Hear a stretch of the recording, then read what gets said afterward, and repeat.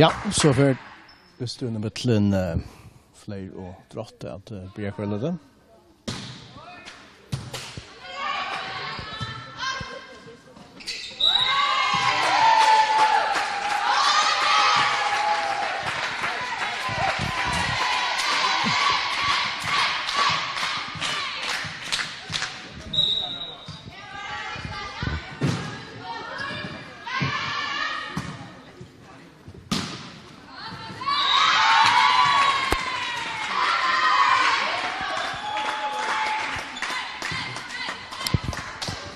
Och det är alltså utelige som jaunar lite ett.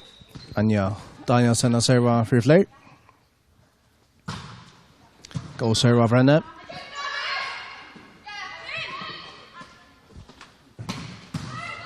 Och det ser ut till att fler tycker ett stiaträtt. 2-1 till fler. Som alltså undan nästan är femta platsen med Drottor på första plats i landskapet. Att är det Anja Danielsen och servar väl, mest nu alltid emot till Drotten.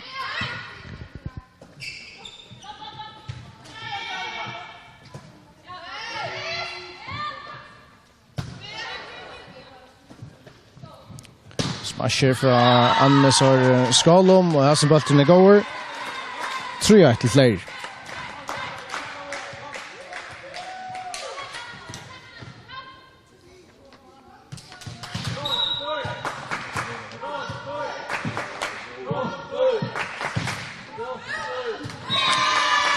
Alltså bollen är utanför. Drottor tycker att det är ett steg mål 3-2 till fler.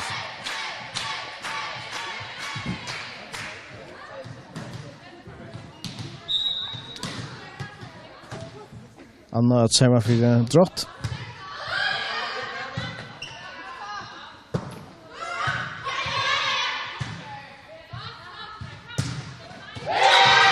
Och i halvtids när bollen teker i handen av någon fler spelare av ut, så nu är Janläker 3-3.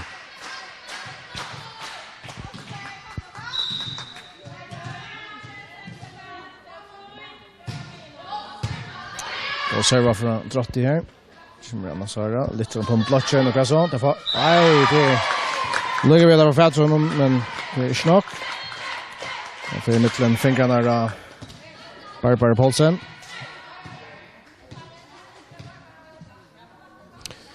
Jorun Vank att serva för fler.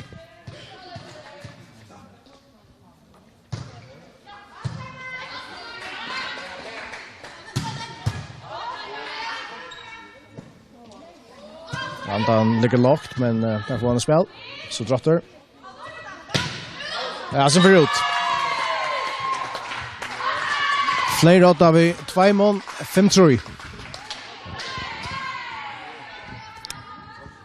Och efter är det Jorun Vank i server.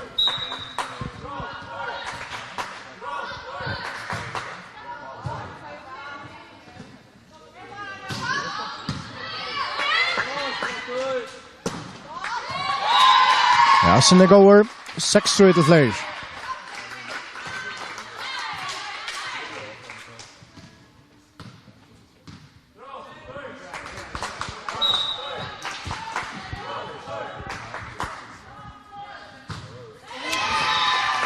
Annars är han iskå från Jorun Vank i nätet och Drotten minkar månen.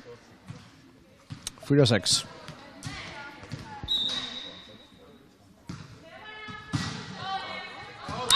Andra servan Virolenk. 24 till Flair.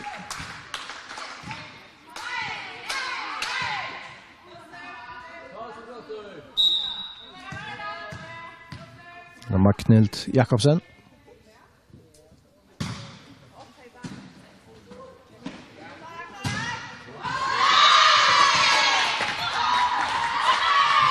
Ja, snurrute. 8-4 till Flair. Magnhild att serva ända för trätt.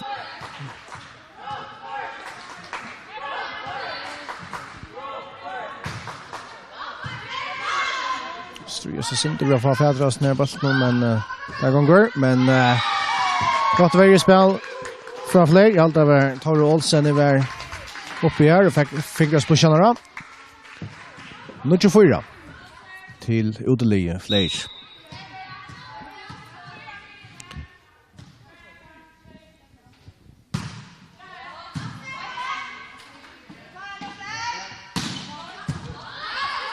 Gott smash, men väldigt i måte. Och här Anna Sara vi en smash att du för drotter gå mot högra.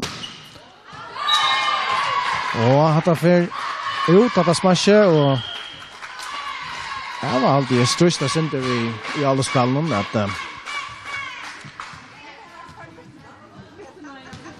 Mäkveballt där sliter ut så drotter. Och det är resten här att Flair här till leverna Laslo a 24 nu det är timeout.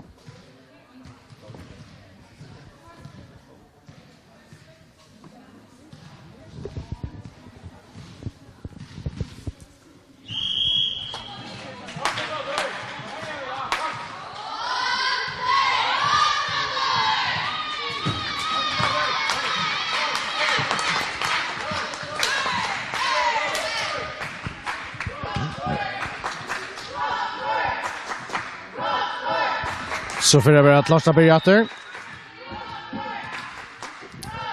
Det är framvis Magnhild Jakobsen i server för Flair. Att det är en fin server för henne.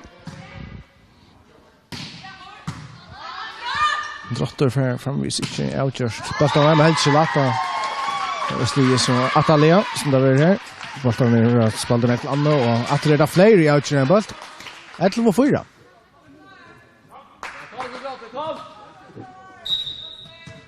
Magnhilda serva, 4 eller 5 serva när jag känner.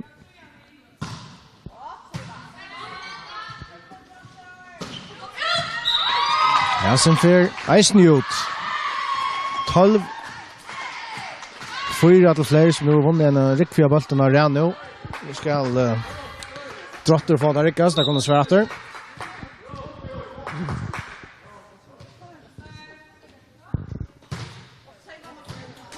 Gott servitrust en affär från Magnhild Jakobsen.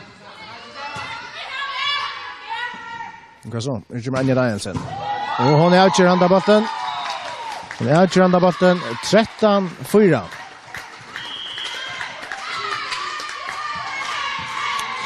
Och så över drotter blir om timeout.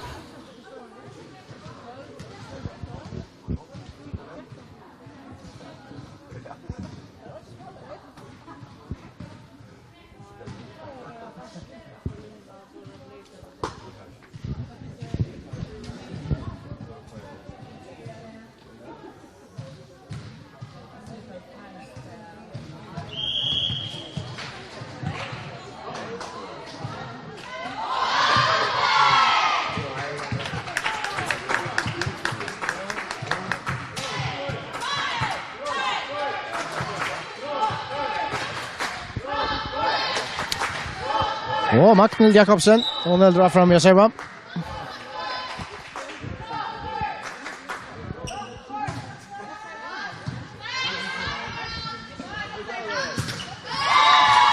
Helt rätt käsa för Ednarstan till drottaren smash för och i nät 14-4 till Flair.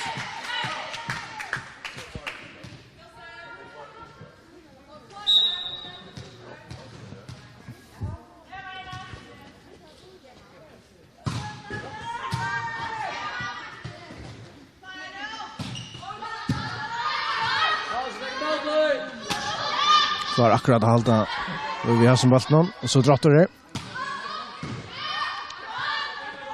Det är Anna Sara Skolom. För inte bollen fram vid platsen och så Sverige i drattar ändelig efter.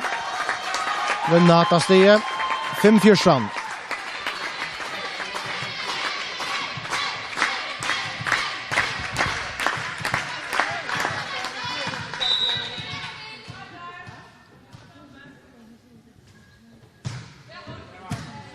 Go serva. Och jag som bollen lever den. Drattar det.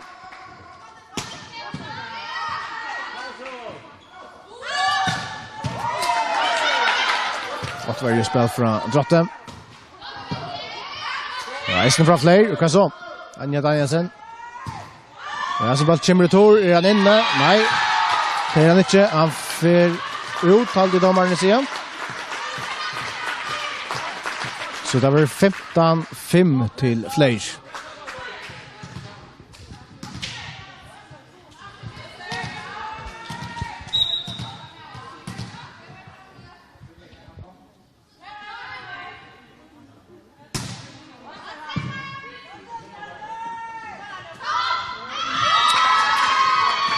I kjørtlige spiller ikke så køyre trotter, 8 lies, man har vært serra samførende landskapene her til, men vi er bare i første sett igjen. 16-5 til flere. Det er ikke et nesten vel mottøkning her, men får en mål å tre til trotter. Og ser godt spill. Minke måneden, men heller tøtter stiger måneden. 6-16.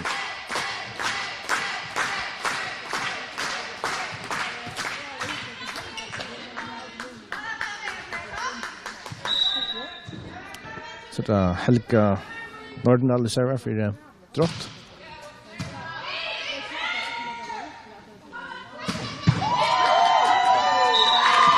Og man tror jeg dronk alltid at her som bøtten kom i rommet der tar Anja Danielsen for så godt plass. Og det gjør han heller ikke. 16-6 til flere.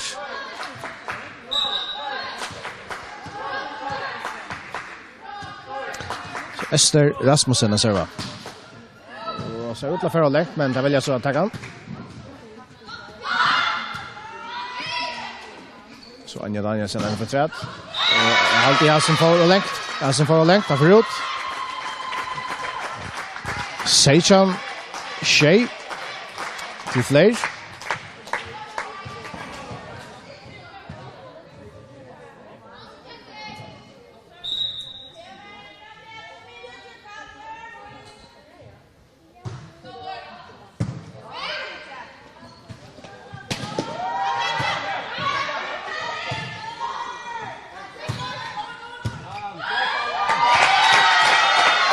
Ja, under trubbel omstøven. Etna så lykker vel, så han sunnet etter.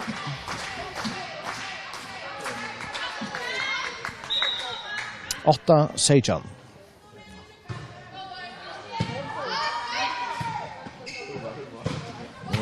Anja Danielsen i slæren ekkelig. 8-9 med færende spill. Hansen alltid 4 lengt. Det gjør han. Og han kjenner 8. Til flere.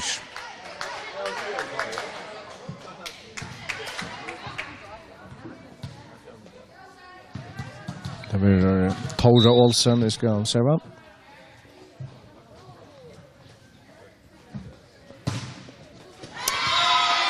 Og ikke en god serva for Bank i nettet. Mucho Achan. Flere fremme i sine trivallige Vestler her i første settet.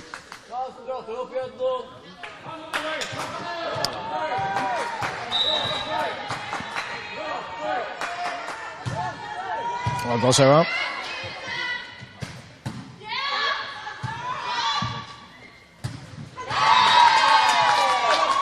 Og at det fyrir ned Nucho til flere.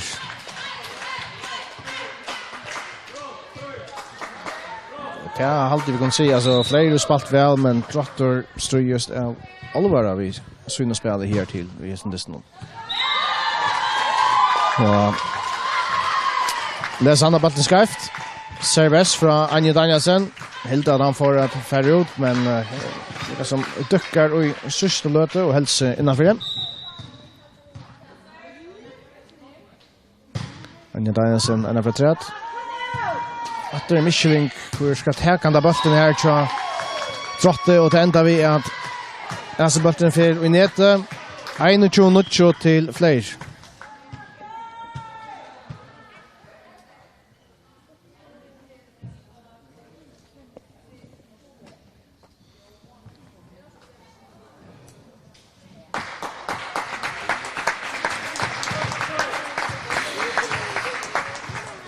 Dr. Jane utskifting, men ja, precis mer så domarskillen så nöden inte drottet det tar för att läsa, men jag ska nog få Fädra Diamond nu tar vi första set över Leot, han täcker stiget täcker Fleir Eisne, så ska nog få Fädra i nöden inte Diamond olja tar för så läsa det som skriver domarskillen.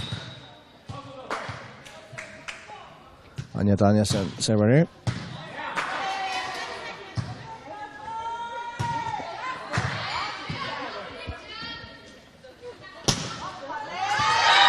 Handan bulten Algeron, Magnhild Jakobsen, Fleir Narskas, där vinner första setet i 8-23 Nuccio.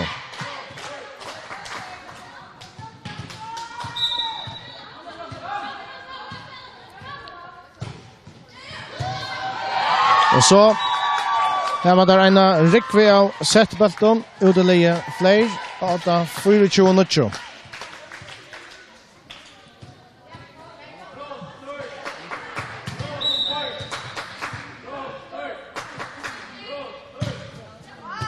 Ja, att det är första kontant, avgörst.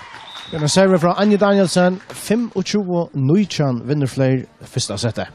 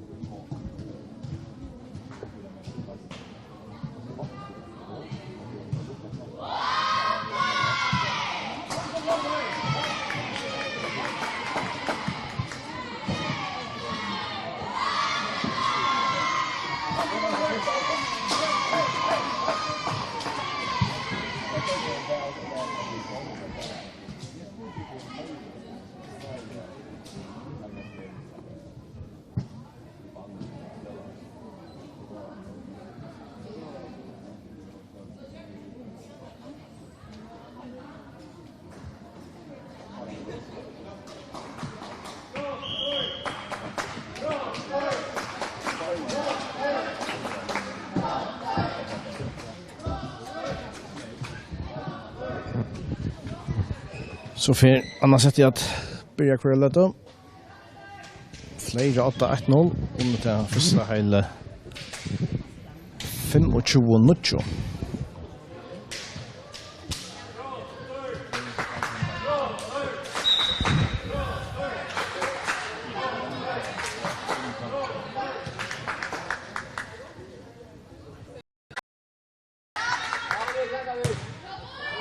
Petra Hansen server. Men fler heldur fram. Här där släppte då, lägger sig 8-1-0. Det var Jorun Banku i över i handbollen. Så det tar Olsen att serva.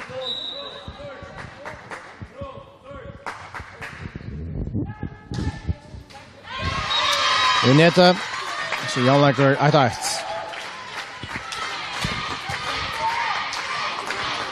Anna Hansen server för drott.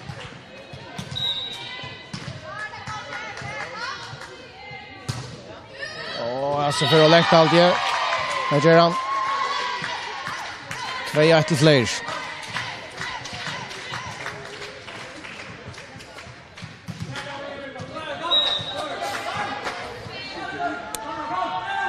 Anja Sem serverna. Låt server Masne go mottaga fra Barbara Paulsen. Vi kan se domaren till där. Masne går 2-2.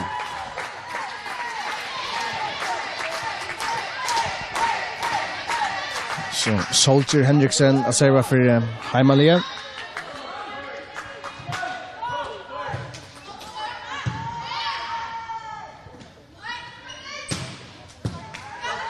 Ja, det får fädra honom. Fler kan så röjna ännu vad träd. Annars är Skålon. Vi har alltid mot här och Anna Hansen. Vilka Nordendal här. Och i nät i allt det, ja. 3-2 till fler.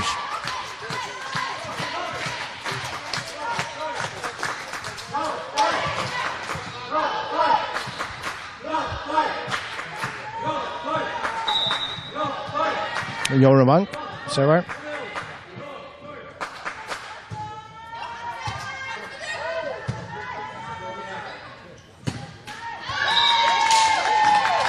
Fyrir nete fra Anna Hansen til Atalia og slær handa bøtten. 4-2 til flere.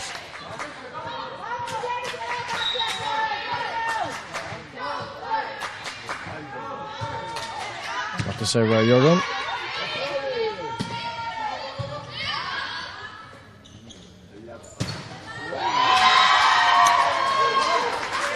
Nå er stiget til flere. 5-2. Det här 8 nu. Och SN 8 1-0 17. Vunnen så senkjande första setet hela 25-0. Jorun Bank server efter. Och Sera go server för henne. 6-2 till fler. Och Trotter blir om timeout. Han var väldigt inte finche spelar till Sera Köra. Trotter som är 8 i landskapsvinsten. Fler ligger att ja 5:e platsen.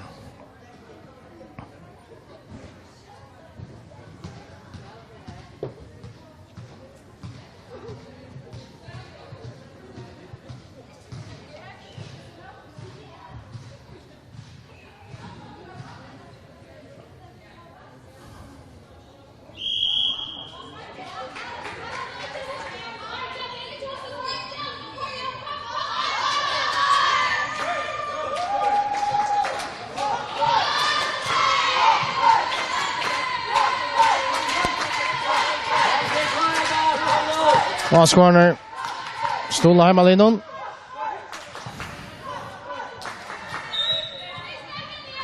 Drak minutter. Joro Wang servar innan på träd. Väl servas nu. Kommer Anna Hansen, men heldig chansen för rätt nästa.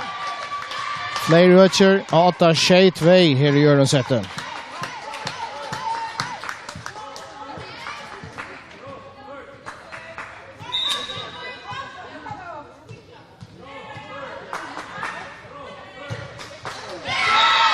Hesa för Jack Ditchicha. Jorun. Och då ser man för i möte.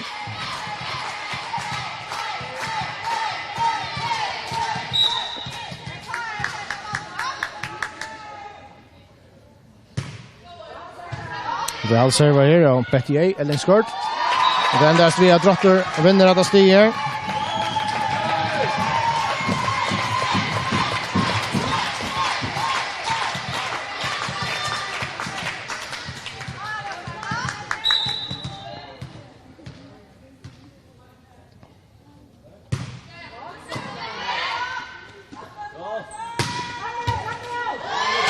Sara Skalom utgörande bulten för fler 8-4.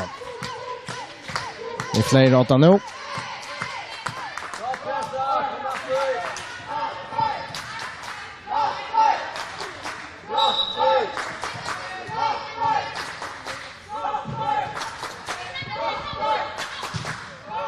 Då ser man. Anna Hansen slår han i rum. Sara Skalom smashar.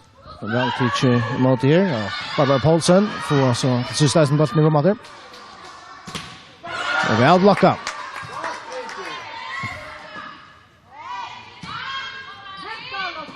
Det är Helga Nordendal. Loppar från vid platsen och han får i golvet.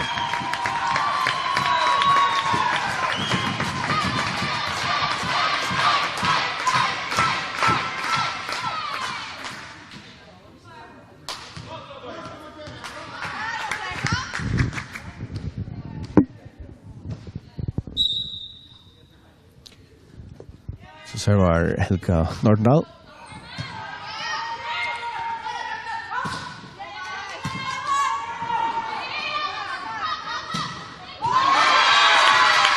Ja, Pejer Drotter och teker andan. Bollen ner. Räka lycka och i fingrarspusharna och platsen och tja fler.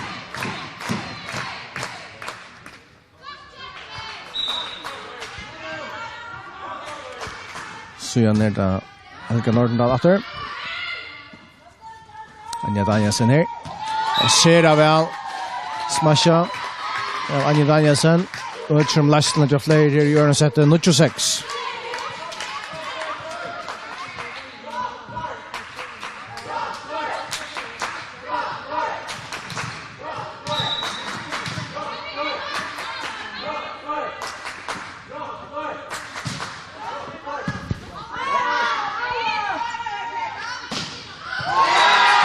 Hassen.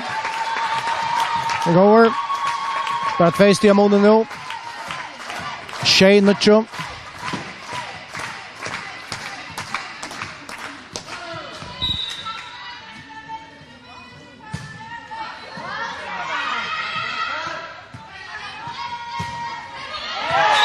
Hassen för ut. Nu svär och Drotter åter. Bara 1 steg mot nu.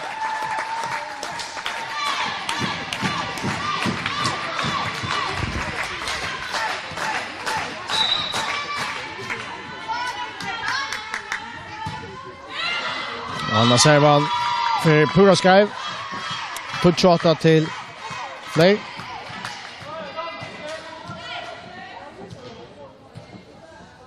Till nummer 20 Ester Rasmussen ska serva nu.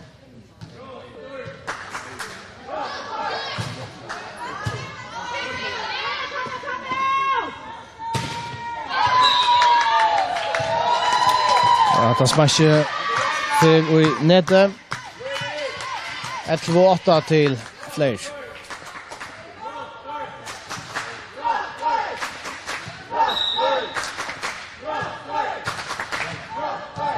Och efter Ester Rasmussen.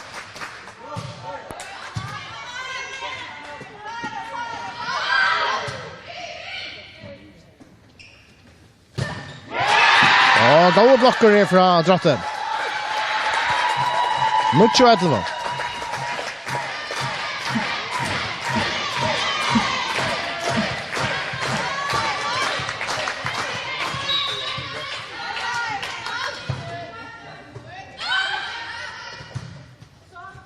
Anja Danielsen. Väl teacher och Barbara Paulsen. Tja Drotte.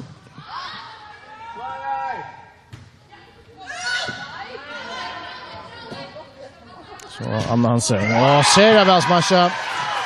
Sera Välsmascha. Touch 13.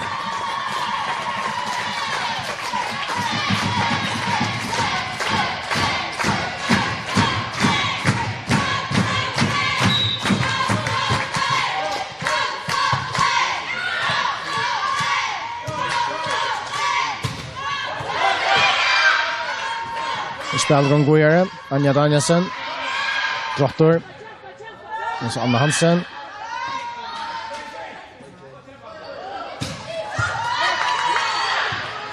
Det är en spännande bolter.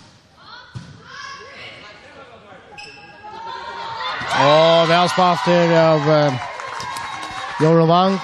Vi lappar handan bollen och hundlatchen så Drotte. 12 touch till Fleisch.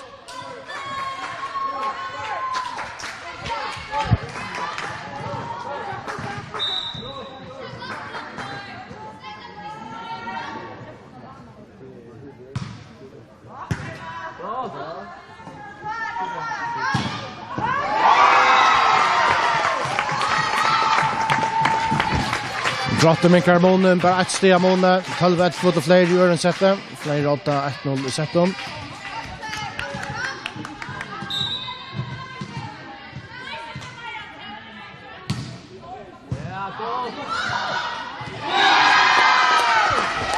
Så i anlegger, 12-12.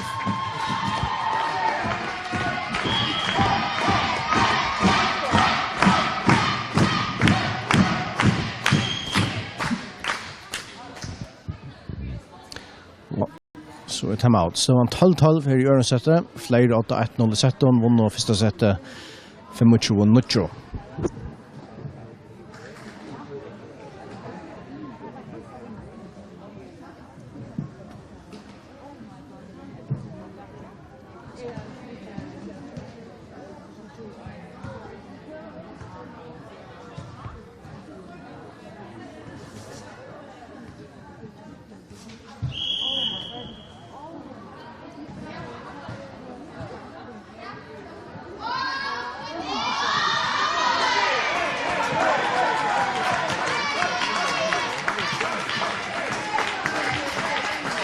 Så timeout. Så han 12-12 här i Örnsätter. Flere 8-1-0 i setton. Vunner första settet 25-0.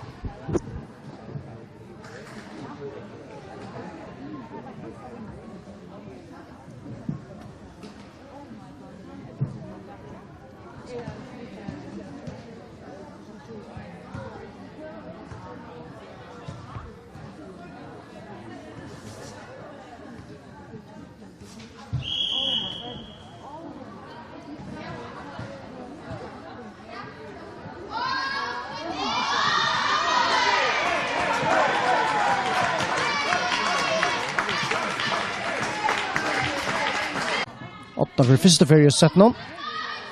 Det så är det att jag blir lyckas där. Ja. Här var det 13-12 till Drott.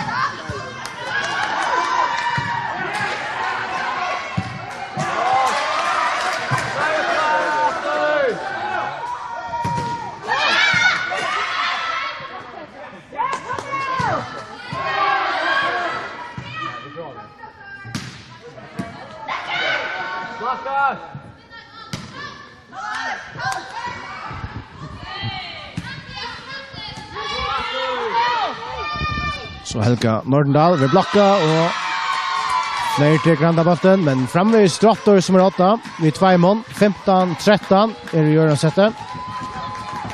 Flere 8-1-0 i settet.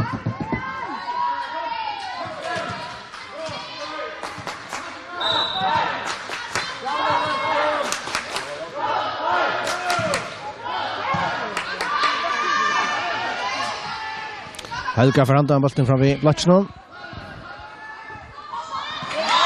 Han teker flere, og så bare ekstra måned.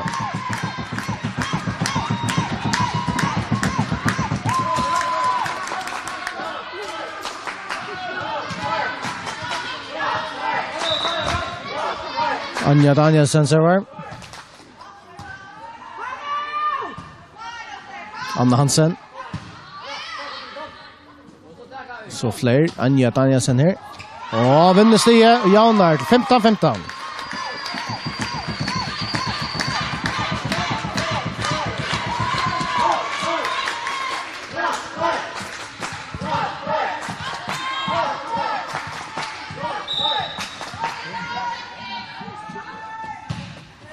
Gå server fra Anja Danielsen, men det skal motdukke fra Anna Hansen som smasher her. Så Anna Sara Skalom. Lycka vinner avgjørende bollen med vel tidlig motdukke av Barbara Poulsen. Fisker han bollen opp, og det enda er at Drottor vinner bollen 16-15 til Heimalien.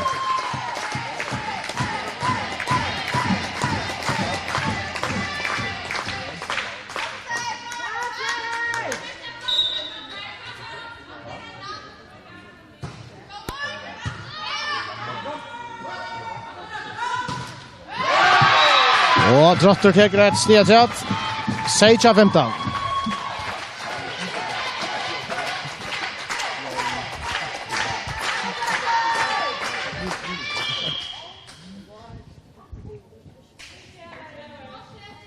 Flere til en utstink.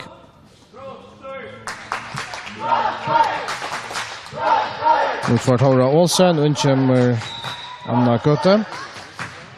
Timeout.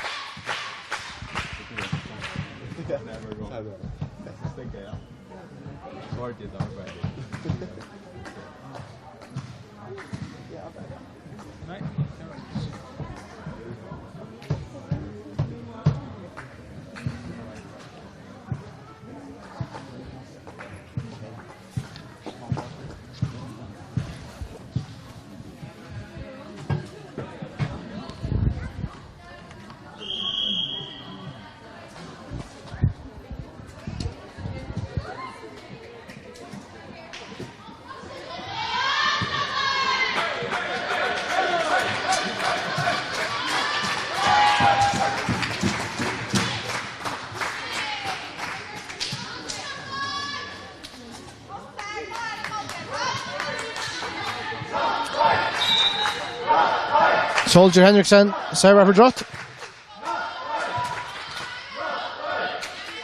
Och så skålar man smasher här. Ja, som förut alltid. Nej. Vi ser domarna. Bollen är innanför. 2 steg månad. 16-18.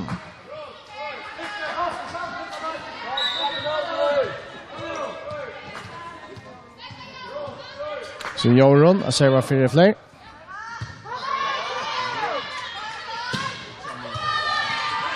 Drottor att täcka den ner, men han lever den. Och lägger tatt att nät nå, men väl vunnit av Helge Nordendal. Lägger la öch om nästan till Drotte till Neuchan 16. Så då Betty Ellenskort server. Och andra med Sky, andra server med Sky och Root. Neuchan. Drottor allt av 2 mån. Annars fler och gör 8 vid 1-0.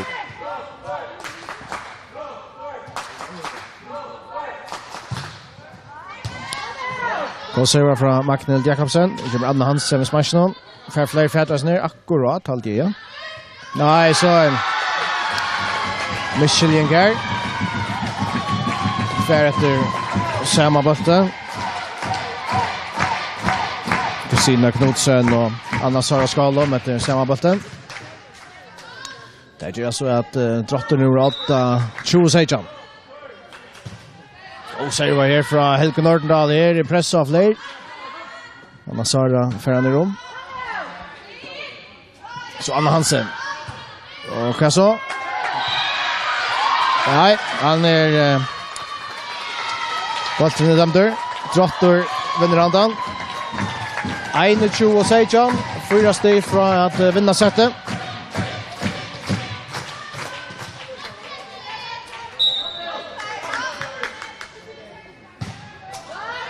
Och säger vad från Helge Nordendal här. Så Anna Sara Skolom. Och efter är hon klar. Barbara Paulsen. Välfänkar. Anja Dajensen. Välsnige. Med Eisne. Gott varje spel. Så alltid. Hevinchen. Kicksar till drotte. Dubbelställ. 21-18.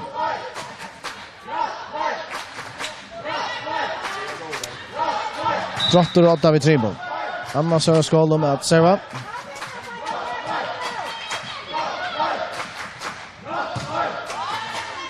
Väl serva. Nu kommer Anna Hansen.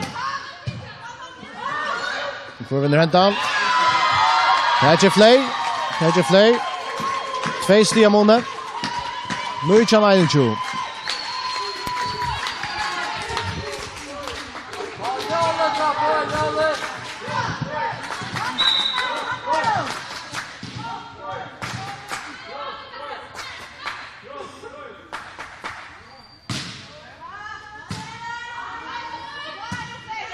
Anna Hansen med smashen där. Anja Dajensen. Och vinner bollen. 8 stiga månne. 21-21. Så blir drotter om timeout.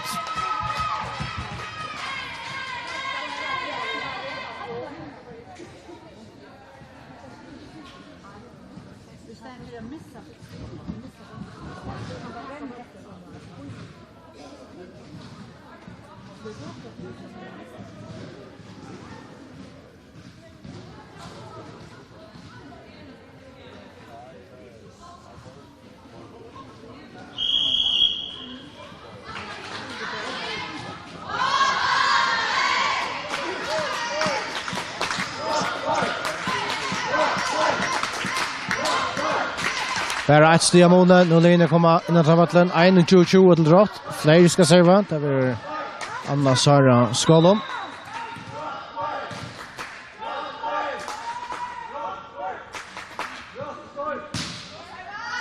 Ja, en god serva, press och drotte. Anna Hansen ställer i rum. Press och drotte för att fädras botten. Lite fram i platsen till Flair, men Flair för resten för honom. Inte bara Anja Danielsen. Anna Hansen. Knallar till, väl till Jamal Flair, men så är Michelin. Och blå linon, drotter till granda bollen. 22-20 till hemmalige.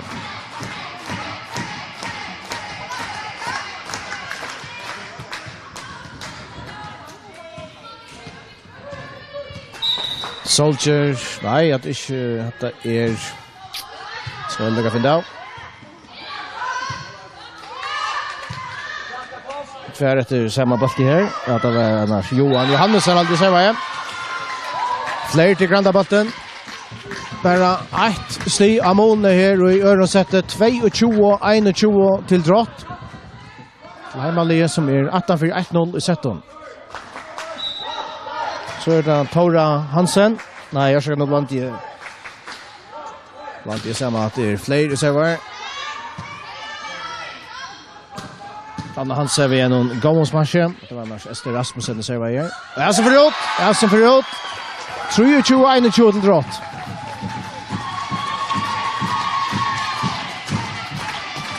De må vinna sig setbult nu. Petra Hansen ska serva. Fleiri en urskifting. Anna Frut och kommer Tor Olsen. Och serva. Anna Sara för bollen i rum så kan Drottor in sig. Kommer Anna Hansen. Och vinner bollen. Och vinner bollen 24-21. Drott. Nu har vi sett boll där.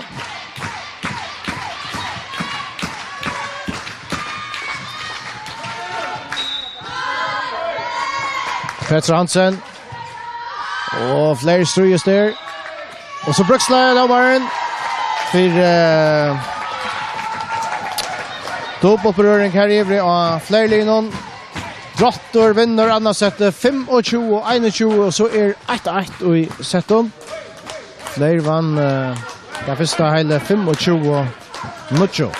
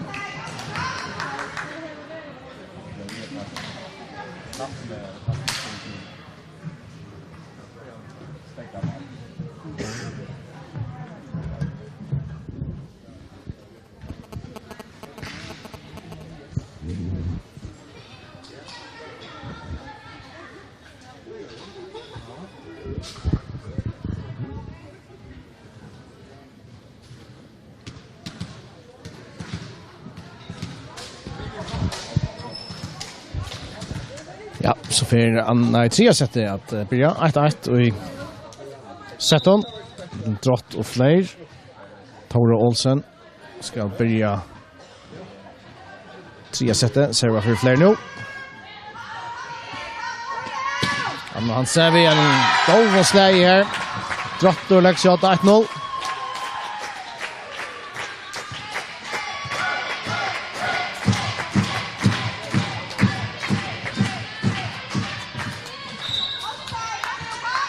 Som Johan Johansen servar. Anja Danielsen slår den i rum. Anna Hansen lappar från vid blockstånd, men haltar på fiskande bollen upp. Anna Sara slår den.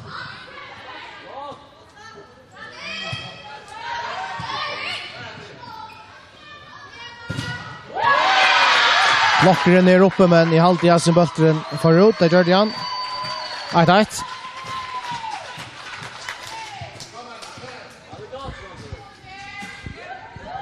Så Anja Danielsen servar för Flay.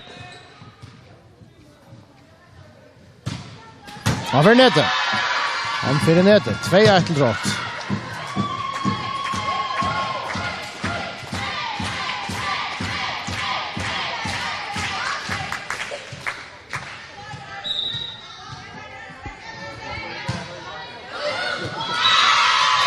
Andan servan från Peter Hansen förut. 2-2.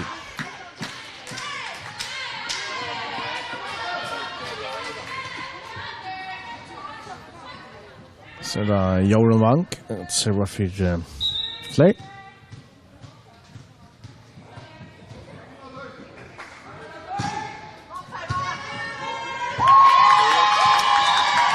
Efter för nätet. Flay lägger sig 8-3-2.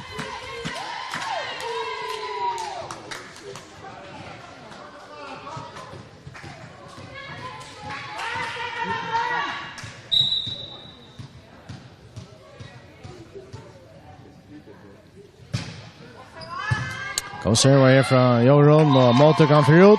4-2 till Flay.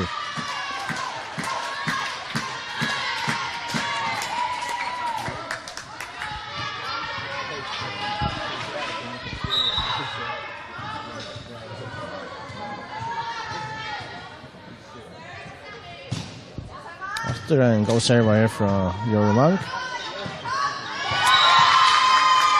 Drottor stryes till lötna. Alltså bollen för Eisen i nätet. 5-2 till Flay.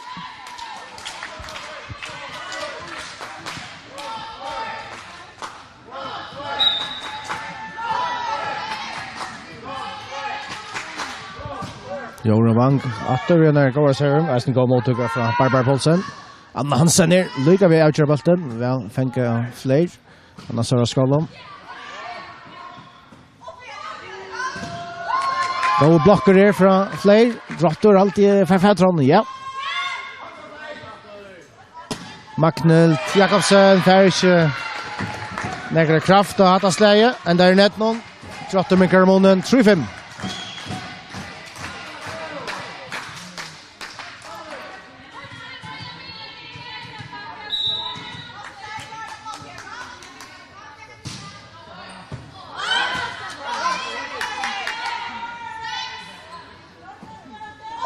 Hugo Nordendal som kör. Och Flay färd av spalt nu, ja. Det ser så ut. Fingraslen från Anja Danielsen för handbollen i rum. Som Helga är för träd för Drott. Och han lever den.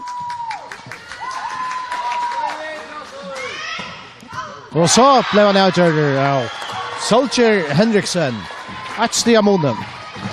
5-4 till Flay, men det är Drottor som har vunnit 2 år nu.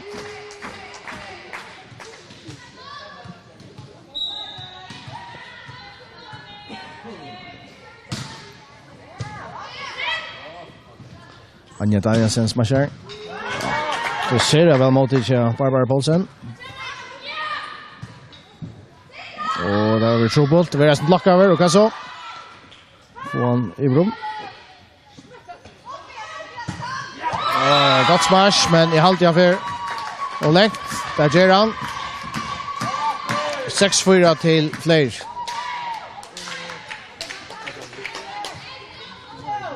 Och så är det Magnult Jakobsen, ska se va. En länka server och i första sättet en 6 shape där. Go server från här.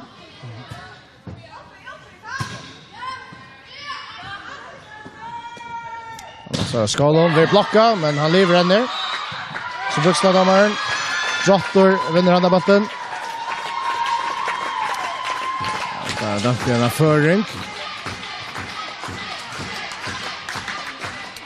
Jag ser ju Stia Talvan är över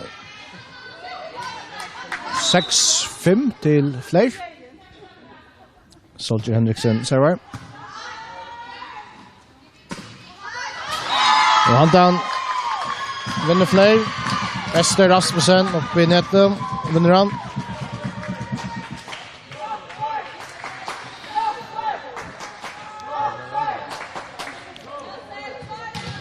Sen är det Anna Sara Skalom vi ska se för Fleir. Gå se vad för den. Helga för Slianda bollen väl i rum. Nu kommer Anja Danielsen. Loppar han vid platsen till rummet först för. Efter Anja standande slag handa bollen. Ja, drotter från Fedras ner. Inte Anna Hansen. Anja Danielsen. Gott väg spela för drott här. Helga Nordendal. Vi blockar. Och kan så få det Fedras bollen. Ja. Spännande kort tycker hämtan.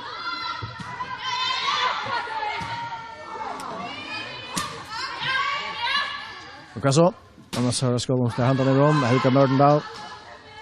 Anna Hansen knallar till och en Fleir för Fedradon och så alltså rätt fram och så tar Drotter Stie.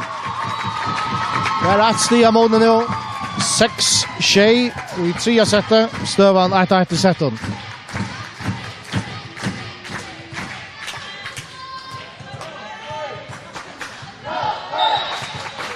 Det är Betty A. Ellenskort server. Han får längt. Han får allt längt. 8-6 till Fleir.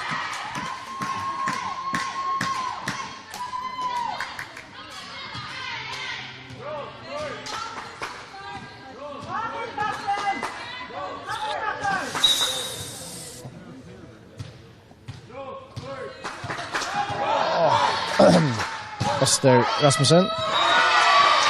Server med han för ut.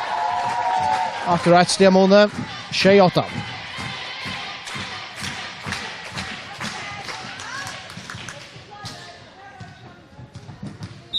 Det blir Helga Nordendal. Vi ska serva för drott. Som Anna Sara Skalom smashar man ser jag väl fänka här ja Betty i Ellenskort men så det smashar från Helga Nordendal och neta Nuchu Shade till Fleir.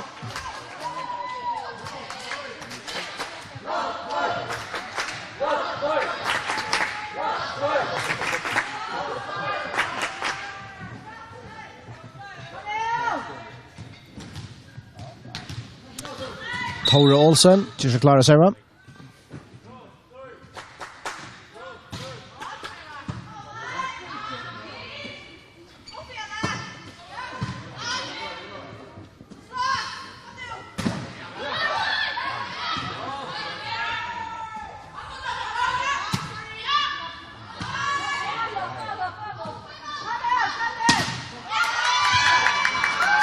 Så andra bollen vinner Fleir, gott väg i spel för locka smashen från Anna Hansen. Toucher till Fleir. Efter Tore Olsen och serva.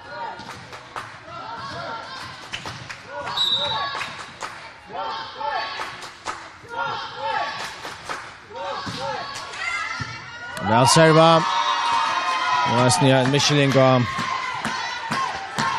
Drottolin och Barbara Paulsen och Anna Hansen efter samma boll där. En goal här till Fleir. Som är lagt sig 8 vid 4 steg under 3 set i 11-6. Så var han 1-1 i setten.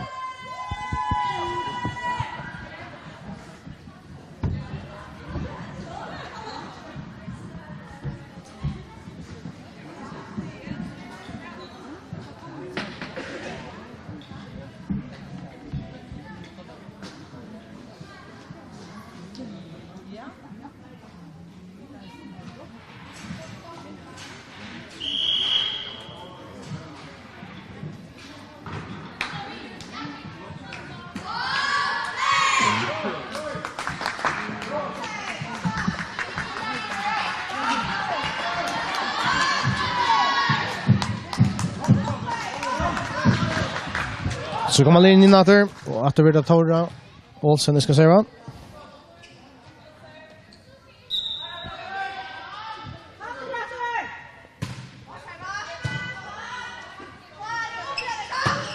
Hansen med smashen der, men vi har alltid kjører mot det, og Kristine Knudsen. Og flere tekker stiget til at. 12 tjej til flere.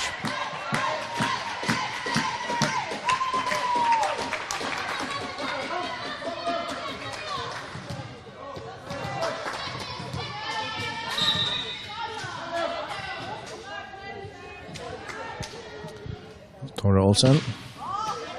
Han får nede. Og et tiltrångt stig av Drotti her. Og Johan Johansen for å serva.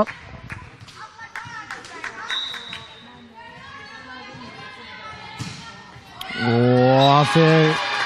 Nei, han helser inne. Flere spillere er helt igjen færre ut, men Hasenbalteren helser inne.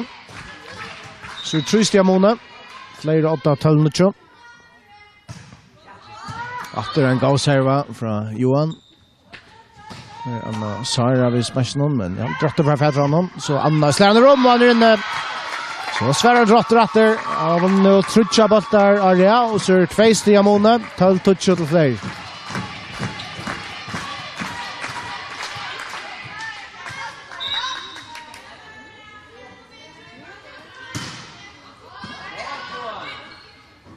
Anja Danielsen, og blokka, ser det godt spil her fra Drotti i løtene. Her 1 stig av måned nå. Og Johan Johansen nå vil gjøre shutdown. Som vi serven her. Og satser ganske uisenek fra Safir. Hasenbalteren for ut. 13-11 til flere. Annars flere gåer. Server her fra Johan Johansen. Nå det så Anja Danielsen. Vanliga server vel, men sørsten står i ballen nere i baklinjen og tar foran i nete. Lagen så ikke staver nå. Server Jack Moland bedre på å si han. Joron vi smashen her, men vel fenka her. Han Drotti her, kommer Anna vi smashen hon. Hassen for ut. Så det flere, og vinnet feirer det her. 14-11 til flere. Atter Anja Danielsen og serva. Og serva. Barbara Poulsen litt opp til Anno Hansen.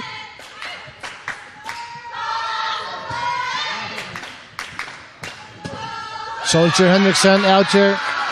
Hannabalten. 12-14. Og om det lakker av Tendra skal han si at stå han 1-1 i setten. Flere vant til første 25-9, og så vant Drotter 25-21.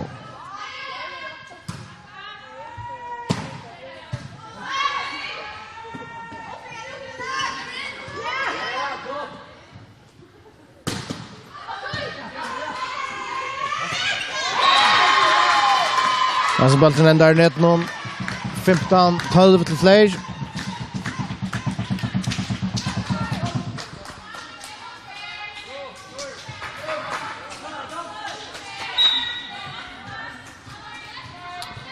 Joron server 4 flere, Jorvank.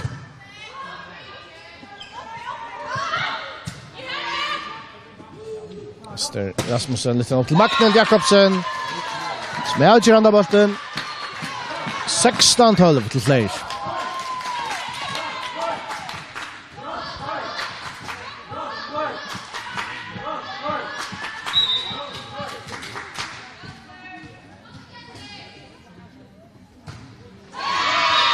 Og da ser man kicksar til Jornebank.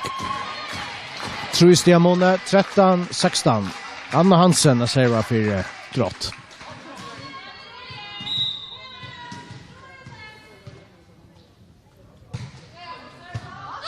Og flere strøyest her. Få der handen i rom. Nei, det gjelder ikke. 2 Diamone, 14-16. Og et av damer. Heim og skår noen. Anna Hansen, 1-3. Och tar han färra, men han går. Ja, det han. Så bara ett steg Mone. Service från Anno Hansen här.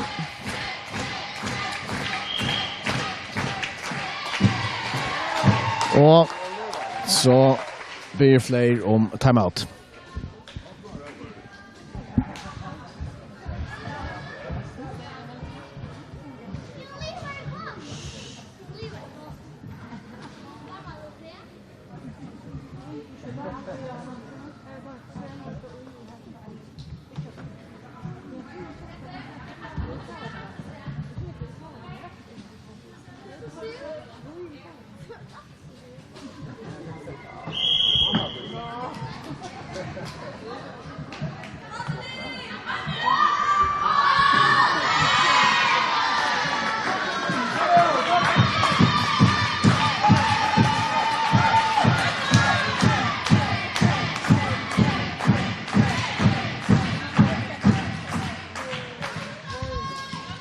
Ett steg Mone, 16-15 fler. Anna Hansen och serva.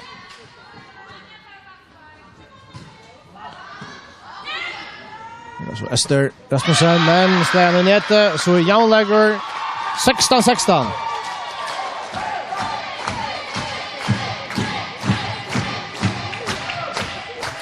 Anna Hansen, sent flera goda serverum. Allt detta har varit han fjorda trön gör det. Nasara tycker mot det. Det är så att Anna Sara vi smashar och där vill ut och så är det Rottor som är 8 Seichan 16. Här var vunnit 5 bollar och redan nu var det 18 för 12-16. Och Anna Hansen hon blev via sända serverna i rum. Vi är inte bara innan trätt. Magnhild Jakobsen smashar. Och färd Rottor färdas ner. Det är alltid Helga Nordendal vill blocka och fett. Han inne, han ute, han ute. Och Achan 16 till Drott.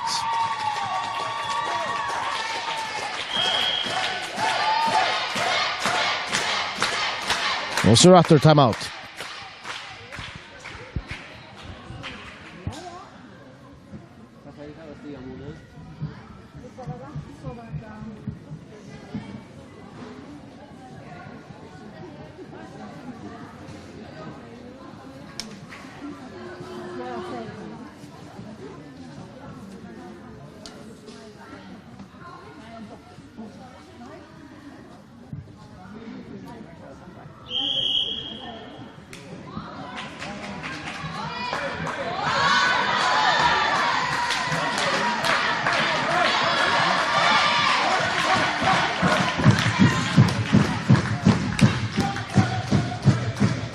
Achan 16 heimalige. Så nu har vi vunnit 6 bollar Aria. Anna Hansen server efter. Anja Danielsen. Vilket man har skålom. Och kan du få det fältrån? Ja, fantastiska väl. Spalter av Drotte. Magnhild Jakobsen för handabollen i romater. För så. Smashe och där vinner den bollen. Fantastisk vilja här från Drotte. I halvdelen av Petra Hansen och i stående bollen i rum. Nujchan 16 till Drott. Och efter Anna Hansen. Och hälsa för ett nästa inte. Vi står om det sen när vi går och server i rum. 2 stiga Mone. Nu kommer en annan god servare. Magnhild Jakobsen för fler.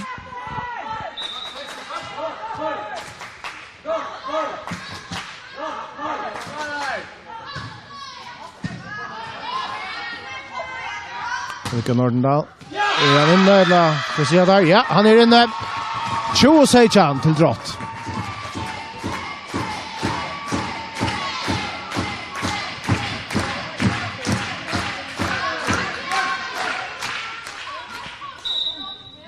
Soldier Henriksen server för Drott. Anja Danielsen. Nej, färdigt i rum. 21 Seichan till Drott som jo, späckliga narskast att vinna 3 sättet. Utskiftning av fler linor. Utfört har Rolsen kom Anna gott Man United. Och ligger allt av när net någon så vet som fler för fettras ner det ser ut. Och så Drotter. Betty Ellen skårs la handen i rum. Fler ser ut la få i rummet där. Sen drar Michelin här men ja, gånger lugga väl så Drotter. Han så skålom, så handa bollen och vinner han nästa. Elden Louis Lennon Chassare. Achan 21 Drotter 8 vid 3 mål. Det blir Anna Sara I ska serva.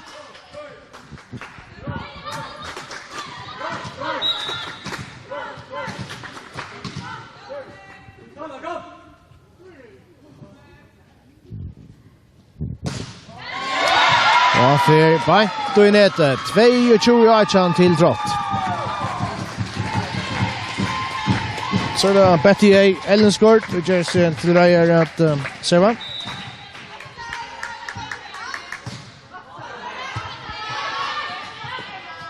Det är Rasmussen till Anna Sara Skålom. Så Drotter här. Helga slår den rum. Anja Danielsen. Och väl till Motia Barbara Paulsen.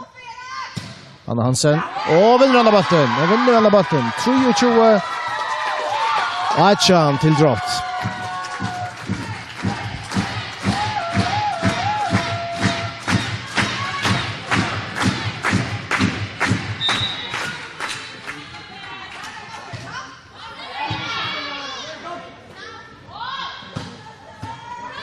Drotter färdigheten, ja. Helga Fernung genom Backersleie. Så Anja Danielsen. Och vinner andra bollen. Och blockar över det här. Så I inne. 3-2 I stövan. Och det är Drotter som 8 I 3 sättet. Annars 8-1 I sätten. Ester Rasmussen. Serva för fler.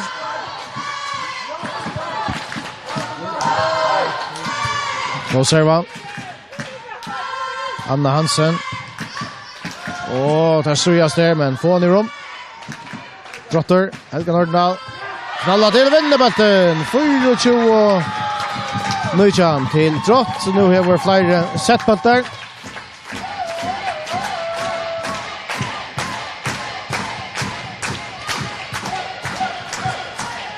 Helga Nordahl.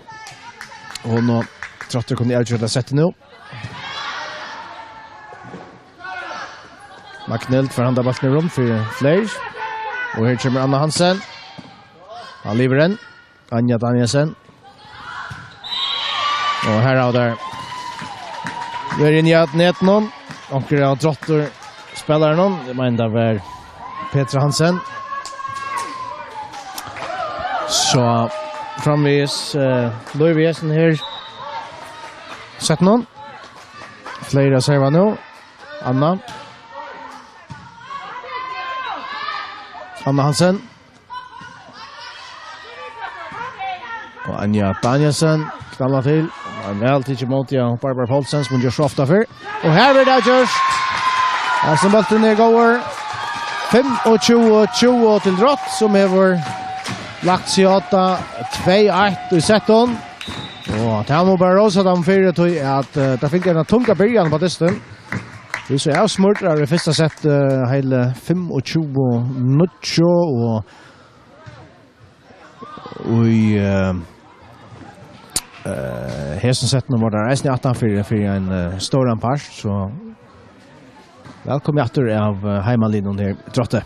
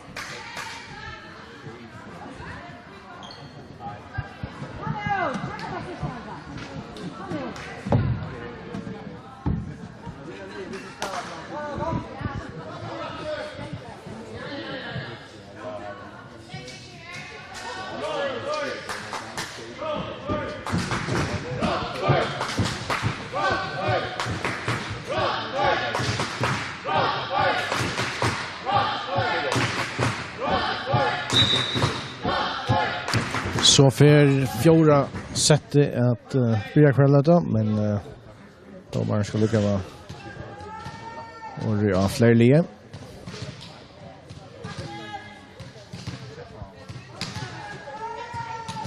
Det blir Helka Nordendal. Vi får sätta fjärde sätt igång. Trotter 8-2-1 i sätten.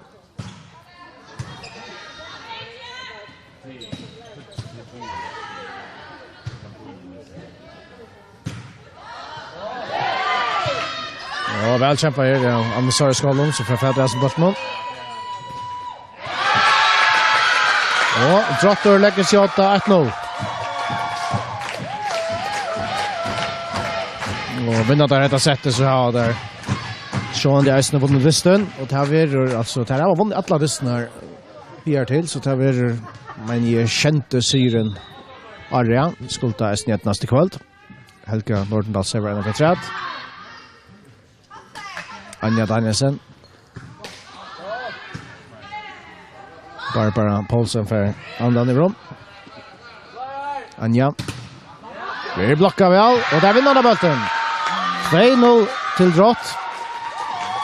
Sen Derby ser vi då så du hin och sett någon här utav fler som kvar för det betyder Lashley Tullia. Och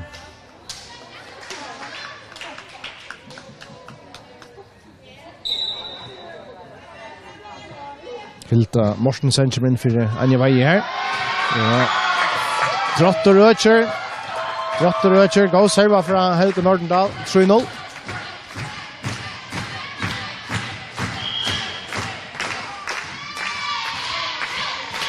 Og flere blir om timeout.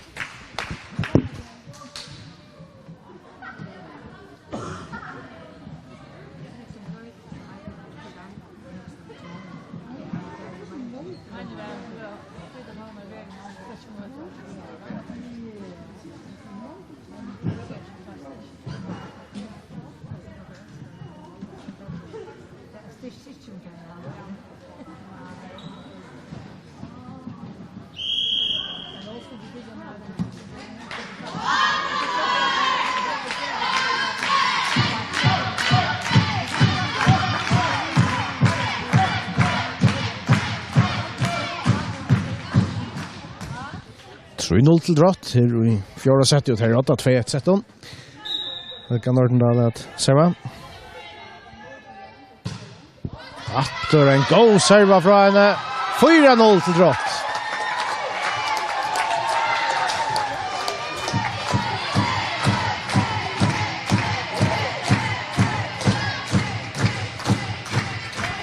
Och Kloron vi har som server någon så få skåren inte. 15 set för pengarna, det är helt säkert. Lagen så ja. Atter en god serva från Helga. Kommer Anna Hansen. Anna Sara för Fadra Hasson. Rasmascher. Drotter för Fadra honom. Atter Anna Hansen. Och vinner bollen. Femte bollen av Reacha Drotter och i fjärde sättet 5-0.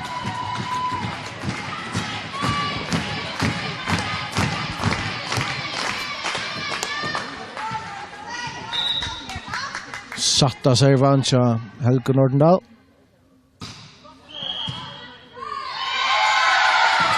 Så gäller vi uppsättningen till fler så Drotter för att OJ här 6-0. Hemmalig vi låter ni för vi att fire fler av Vatland. Och det är ganska skyldas det nekvis ner gå serven som Helga Nordendal sender i rummeløtene. Kjøbrann Hansen. Magnhild Jakobsen, men utrolig vel finner opp her av Drotte. Jeg tror lever en av flere holdene. Så kan Drotter røyna seg nå. Det kommer Anna Hansen. Og vinner bøtten. Og vinner bøtten. 2-0 til Drott.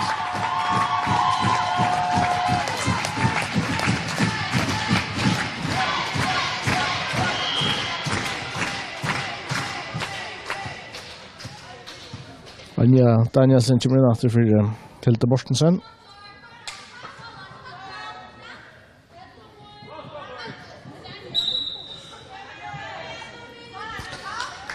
Helge Vardendal. Det går serveren kommer i lettene. Anja Danielsen knallar til. Og vinner bøtten. 1-6.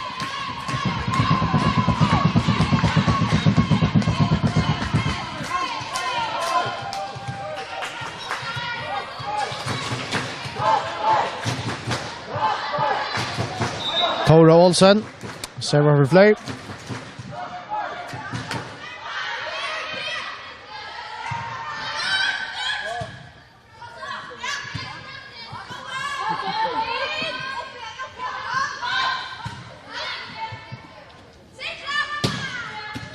Og Anja Danielsen vinner en bolt av tjat. Ja, du fløy bruk for dem. Du framvis happelig store måneder. Drotter 8 vid 5, 6-2, og der reisen i 8, 2-1-17. Tora Olsen, ena fra tredje.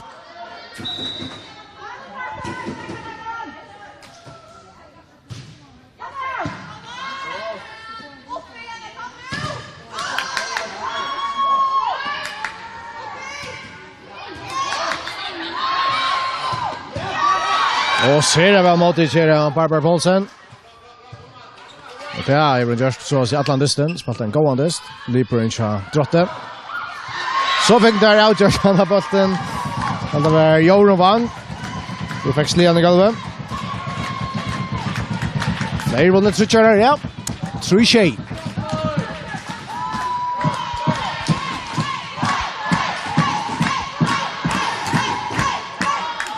Så Tora Olsen og serva.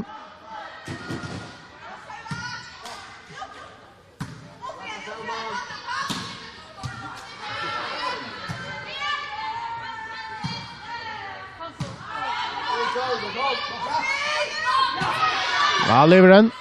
Og hva så? Ja, her satt han. Her satt han. Petra Hansen. Her Giranda bolten. 8-3 til Drott. Johan Johansen til å klare å serva.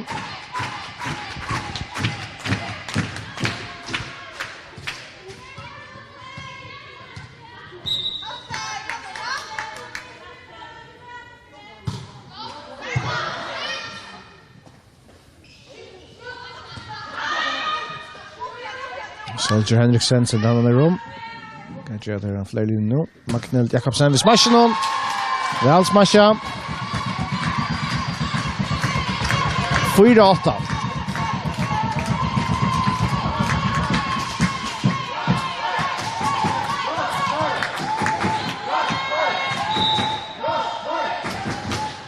Anja Danielsen.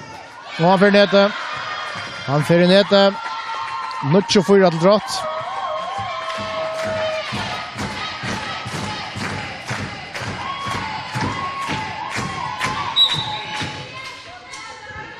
Petra Hansen.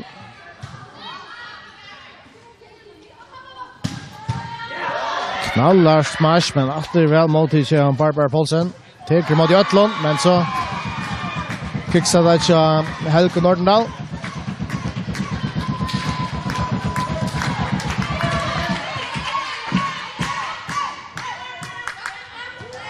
Jorun Wang, server.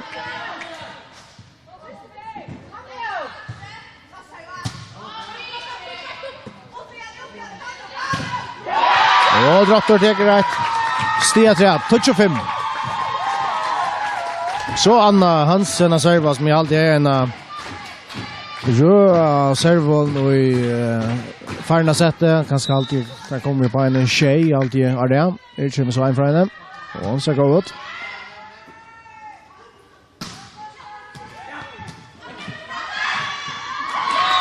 Ja, og så Rainer Helga Nordendal som fotbollsspelare här och ta Jack minner väl mot Brasilien.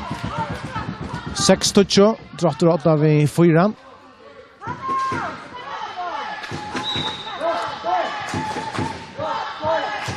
Magnell Jakobsen server.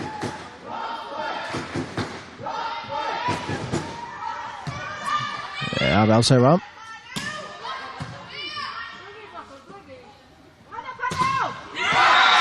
Och blockar uppe men han får ut. Fler tar grandan. Shea-Tucho.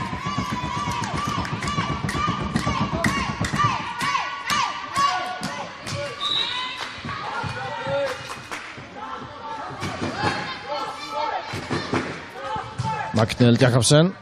Go reserve. Helge Nordnau. Han får nede. 11-6 til rått.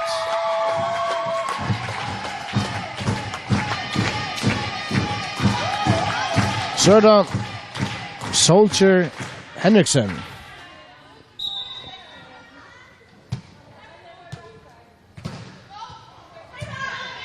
Sida Knudsen tycker mot her. Anja Danielsen slår han over blokka. Johan Johannesen. Honker leser luft der og blokker. 12-6 til drott. Og så after timeout.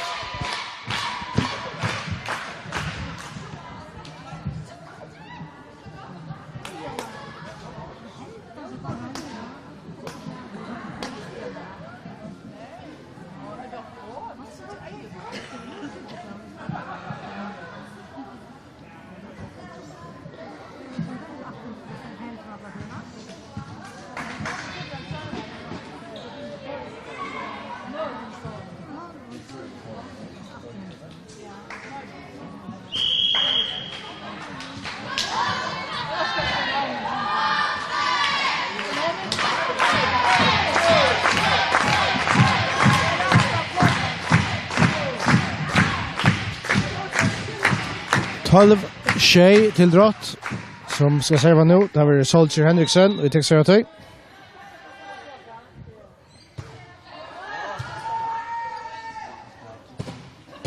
Ja, det får fädra honom. Anna Hansen. Väl kämpa här av fler. Anna Sara för fiskande ballen upp. Och så är det Kristina Knudsen i från rum. Gott vägespel här från fler.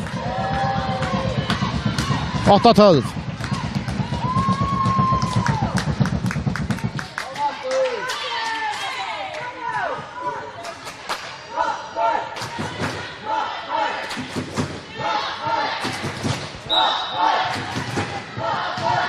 Anna Sara Skalom.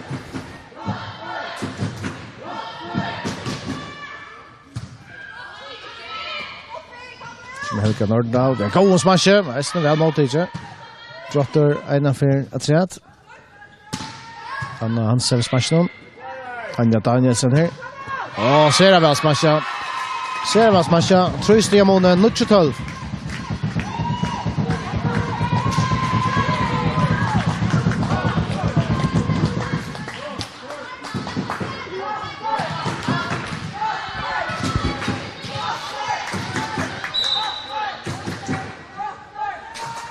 Så var Anna Sara Skalom.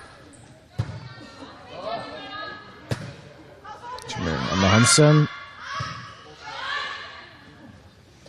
Øster Rasmussen for andre rom. Og så han avgjørter. Flere referer vi at Sverre Atter nå. 12.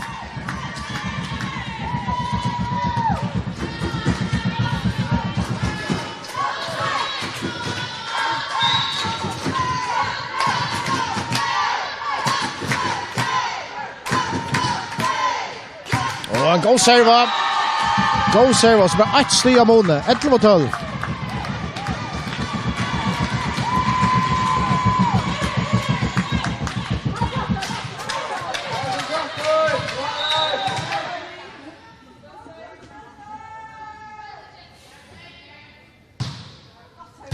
Sen go serva. Anna Hansen. Anja Danielsen fra i rum.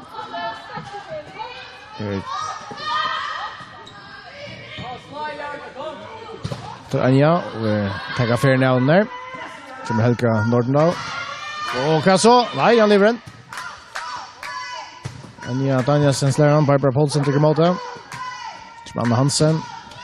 Och i halvt det här så bollen för ut och så är Janlager 12-12. Fler väl och vilja svära efter det. Spänningar kom nog efter fjärde sättet. Janlager 12-12 och timeout.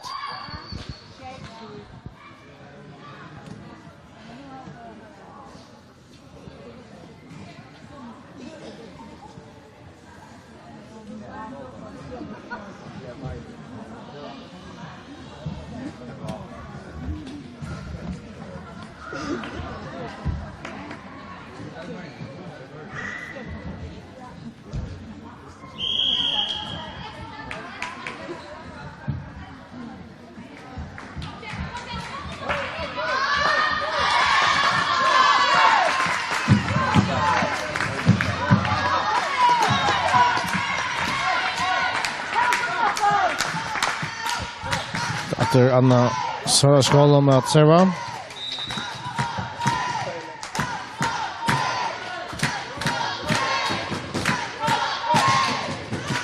Och serva. Och så vann Drotter att den boll. Att de har här kommer få nästan efter 13-12.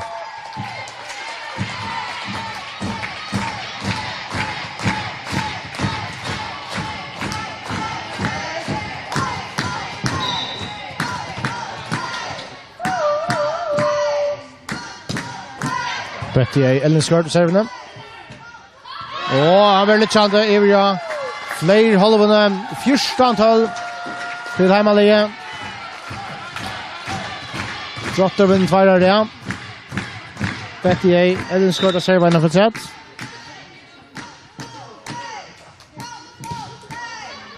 Gå serva. Service.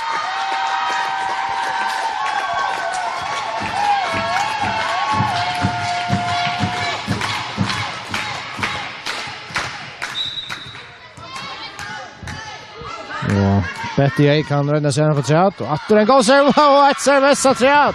Eller kvart. Nej, han har vi sällskap. Halvdje. Alltså får kanske gå längt. Nu gör det han. 2 Stiamone. 15-13 drott. Ester Rasmussen med serva. Och alltså för allt och längt. För allt och längt. 16-13 till drott.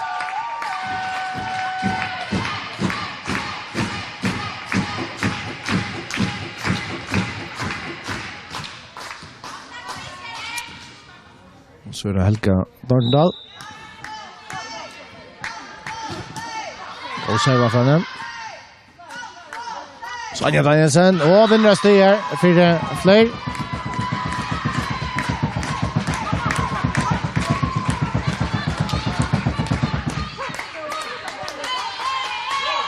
Det är bara 2 stiga månader. Drotter 8, 16-14. Och här är Eisning 8, 2-1 och i 17. Petra Hansen. Barbara Paulsen tycker emot det. Då heving här från Petra Hansen till Anna Hansen. Men han lever än här av fler hållna. Drotter kan röjna sig en affär att säga att som Anna. Hon vill backa. Det är så. Nej, han lever än fantastiskt. Det är allt kämpa av Drotter. Och så fler. Barbara Paulsen. Lytter nok til Betty A. Ellenskort, men hon slår nå i nete. Det er et stig av måned nå. 16-15 til Drott.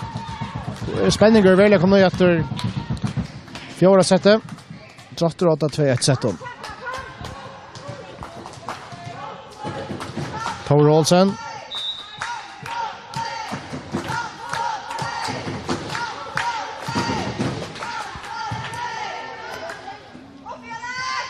Och det kickar till Rottius och Janlager 16-16.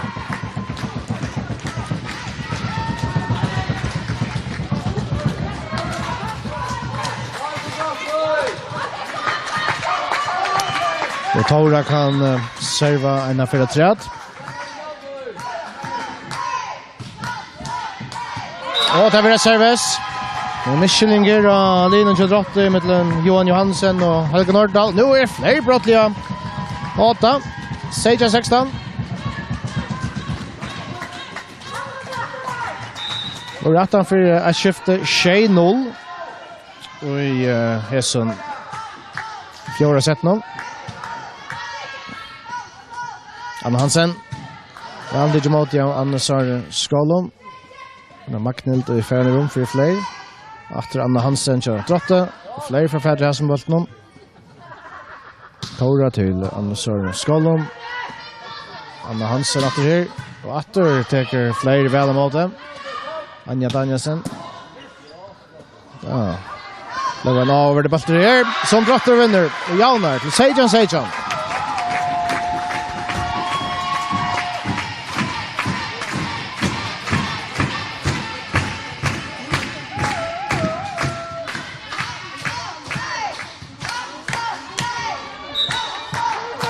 Johan Johansen. Och läcker. Drotte 8 och Achan Sejan.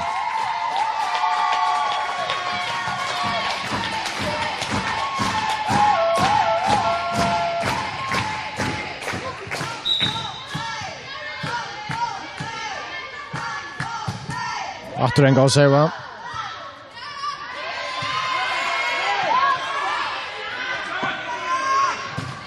Han för nete.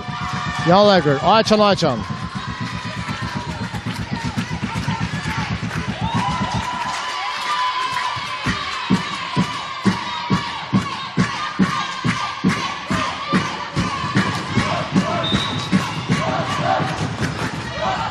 Anja Danielsen.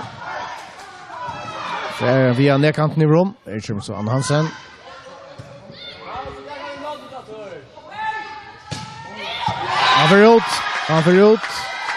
Han får ut.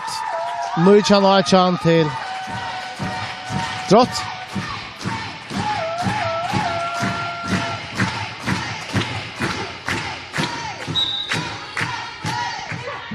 Petter Hansen. Och så Jan Achan. Joravank. Slärande botten i golvet.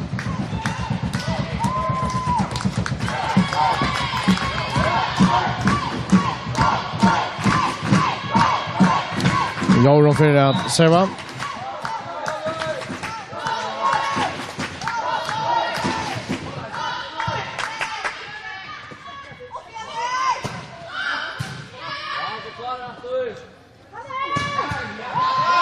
Och fler lägger shot efter 20 Nujchan.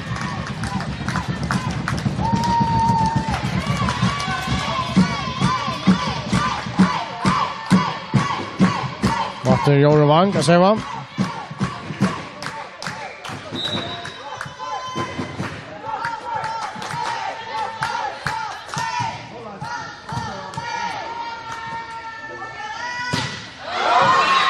Jag ser domaren, nej, han får rent utast ner. Flera 8 vid 2 mån, 21 Nujchan.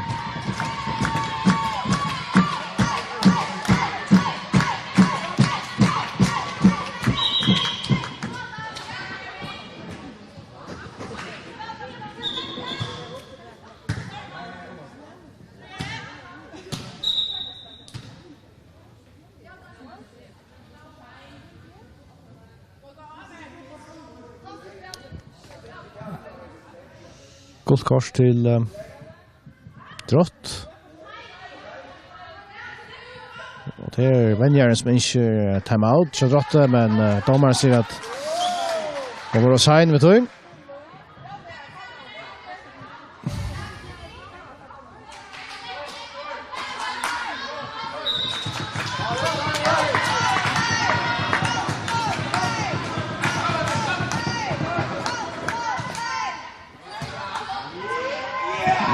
Drotter ströjs där. Anna Hansen färans ur dem.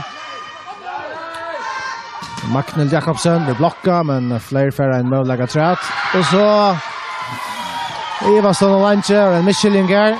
1 stia månen. Fler framvis 8, men nu börjar vi 1 stia, 21-20. Anna Hansen ska serva.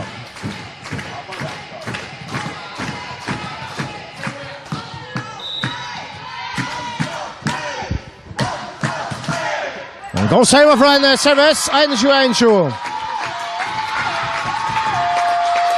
Det damer. Heim og Asgård og sjående. Og så tror man kan ha flere gående servon. Hun har haft flere i hessen dysten nå. Så hesten går ut. Det er oss Anna Sara Skålom. Og hva så? Han kommer rom etter. Flere enda fra træt. Anna Sara om etter. Atter får der ferien av smashen og kjønne. Helga Nordendal. Anna Sara Skålom. Øsa for lopperen. For først i rom. Og han inn i eller kvart. Ja. Jeg vet ikke hva dommeren sier. Det er faktisk ikke avgjørelsen.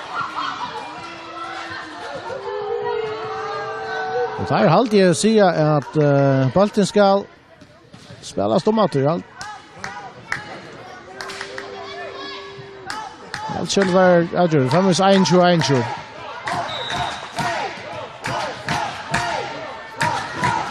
Anna Hansen i atterbjørn går reserven. Och tror man så Skålom. Och vi blocka. Så är drotter 8, 22-21.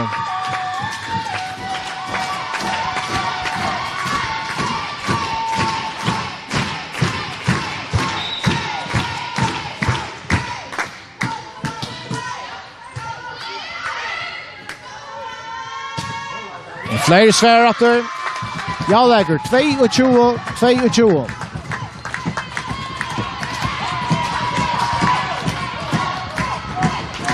Veldig spenning her. Fjorda settet. Drotter 8-2 etter settet, men det er 22-22 i fjorda settet. Fra Magnhild Jakobsen. Det går reserva. Oha, drotter strøyes der. Får han i rom. Ja, men han får ut. Så er det flere som er 8. 23-22.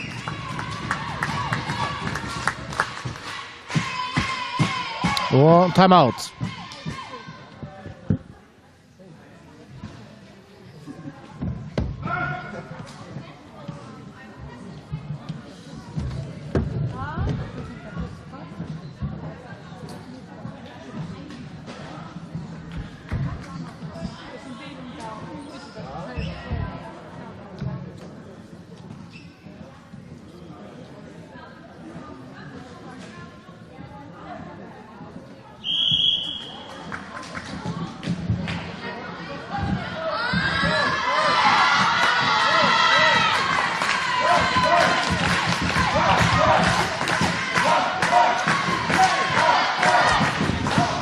Three 22 til Flair. Magnhild Jakobsen skal serva.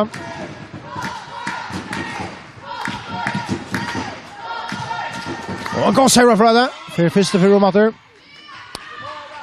Ja så, Anna Sara Skålom kommer her. Og for akkurat i rom. Han chillar etter nedkanten. Helga Nordendal slærer vel. Og jaunar til 23-23. Øyelig spenninger her. Så Soldier Henriksen.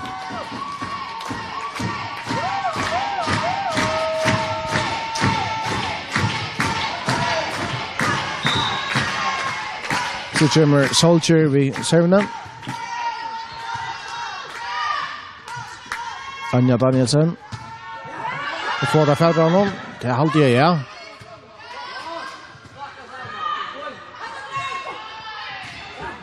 Det er nærvare på spill, det er aldri sast.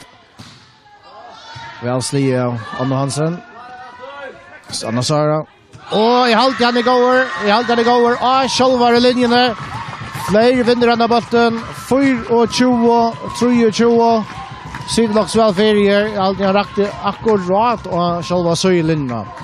Sett bolter til flere.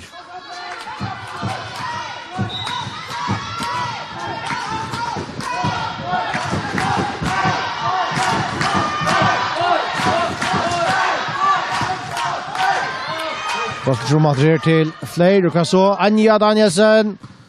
Vel tidsmål her av Barbara Paulsen. Helga Nordendal. Du kan så.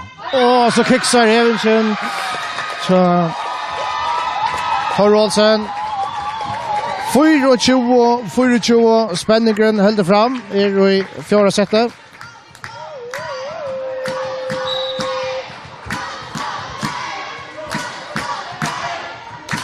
Och det kommer så servan från Betty Elensgård. För vinner den bort där i halvtiden. För ut. Fler än en affär sett bolt. Det är Ester Rasmussen och vi ska serva. Han vinner det sättet nu. Fler 8-25. Och gå serva från det. Så bollen för ut och så vinner Fler 26. 24. Välkommen åter av Udelinen som var skifte 18-4 6-0. Tappade 6 bollar där i början ner.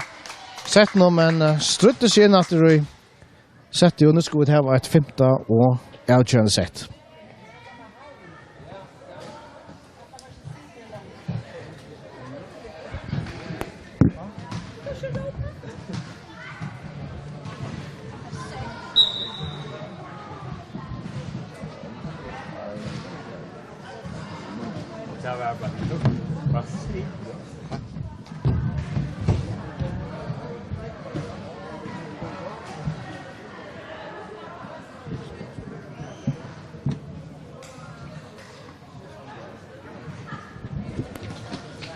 Lisebarnen för nu att kasta Lucha domarna. Här Christian Mikkelsen och Sunil Petersen där.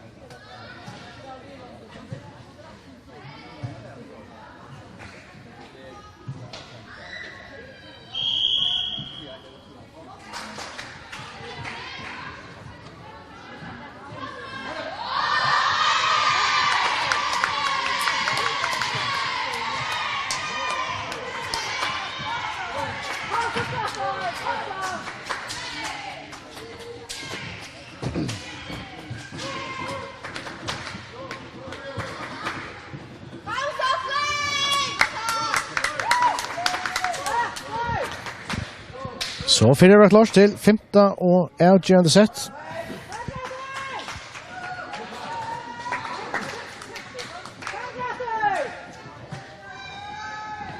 Og det er flere, Drotter vi skal begynne, og det er Helga Nordendal.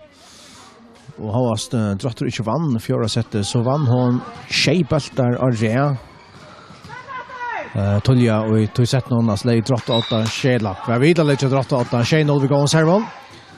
Vi kommer resten gå og server henne. Flott. Serva av Helga Nordendal. Og her vil vi bare spalt opp i 15, og i 15 er det ikke settet. Så det er rom at skrevet styr til Sundberg av veien.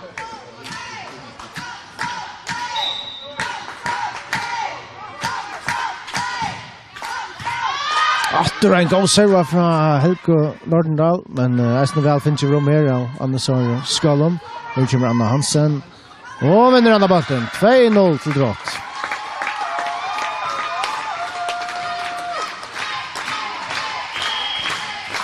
Timeout.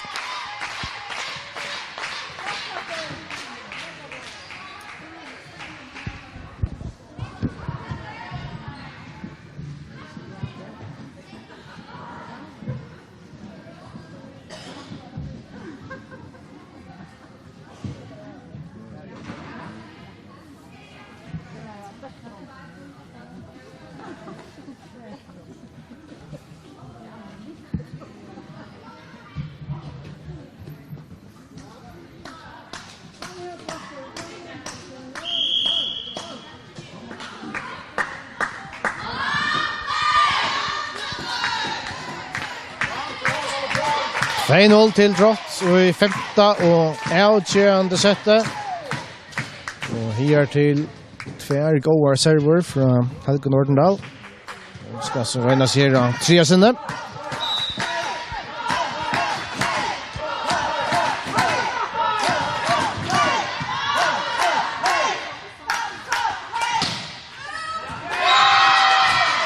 Ja, som baltren förlängt 3-0 till Drott.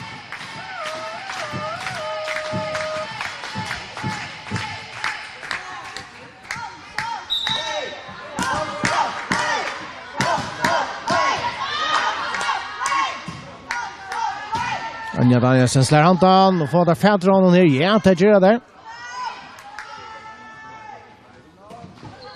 Joron Wang för trustande bollen i rum, men Drotter här strujas stöligt. Här strujas stöligt. Och få läckva bröster från sidan av skåren för matchen. Och väl spalt där Anja Danielsen. Snuter varje när Drotter och Färlig Jossar in i sättier första stiga 1-3. Tore Olsen för att serva.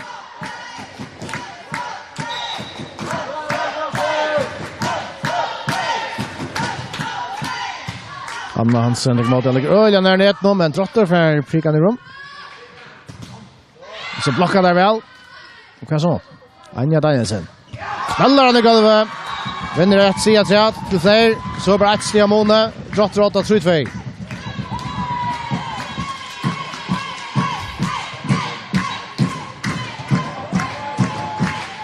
Tore Olsen, ena för ett rätt.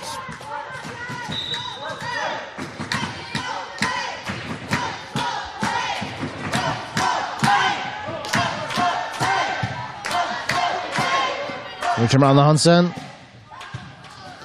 Väldigt mot Kristin Knudsen. Och luktas det någon dubbelslag men där vill Drotter ut från Ravi Eisner. Men där är slöpt och så blir det bollen i nätet och så Jan Lager. Fler har vunnit 3 bollar där. Ja. 3-3.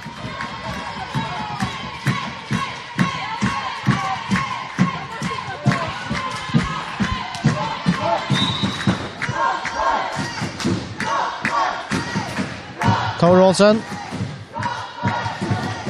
Över nätet. Över nätet. 4-3 till Drott. Så är det Johan Johannesson ska serva.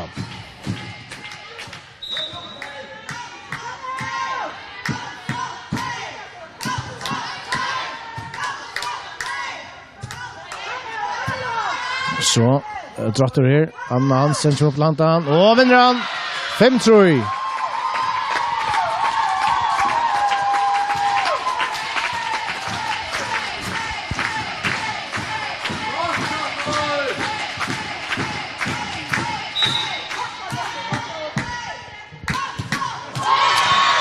Så kicksar Servancha Johan Axel Amoniater Drotter 8 vid 1-0 5-4 Anja Danielsen att serva för fler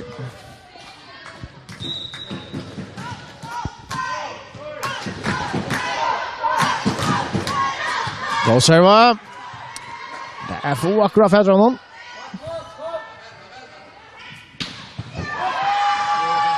Och då tackar väl emot i Drotter nu. Fler kan ha en försett. Och vi har nedkatten. Får där Jana till 5-5. Jag syns jag häpne skulle till. Men nu är alltså Jan Lager.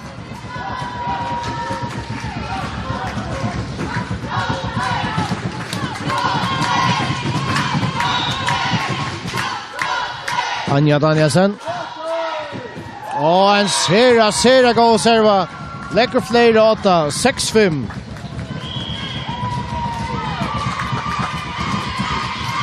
Det är ganska mer som man flera känner där från Anja Danielsen. Alltid att serverna ganska inte missioner i hästen dessen och någon till. Man kan vanta för henne. Men här är så ingen slinker i valsen. Fler nu 8, 6-5 och timeout.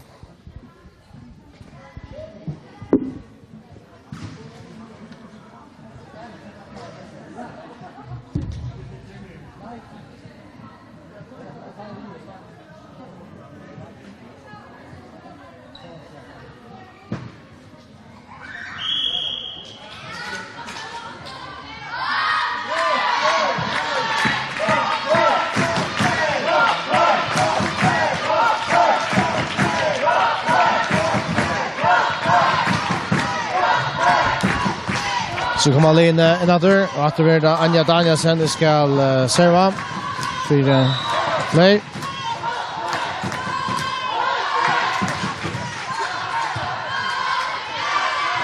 Nu kommer Anna Hansen. Fløy fra Fedrabolten. Magnus Jakobsen med en god smash. Legger Fløy råta, Shefim. Blavo Öchom Larsland. Och till. Larsen tackar vi en god servetruste från Anja Danielsen som ska serva nu. Och efter här så kör vi. Och där fortsätter han. Flera 8 vid Simon. 8-5.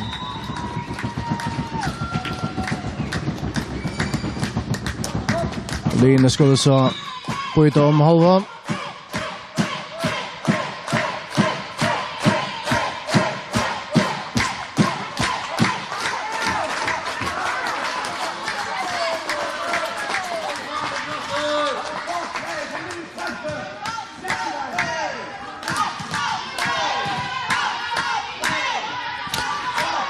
Anja Danielsen och serva.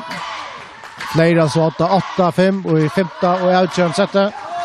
Då serva från dem. I stitch väl till mot jag Barbara Paulsen, Helga Nordendal, Kristina Knudsen fänger handan och kan så vinner där en man affär. Joron Wang slår handa bollen i golvet.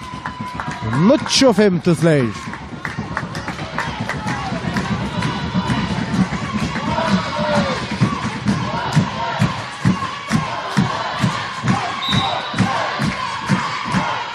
Anja servar ända från trätt. Helga Nordendal. Joran Wang. Vad så? Anna Hansen slår han. Anna Sara Skål om tycker mot det. Så han lite upp till Anja Danielsen. Och hon knallar till. Det är en god smash. Lägger hon fler. Eller Ötsson Larsland fler till 25. Ja, man måste säga i allar mest då så alltid är att Anja Danielsen verkligen har lite spel i chassar här i 5:e set i aldrig så det allra bästa för henne nu.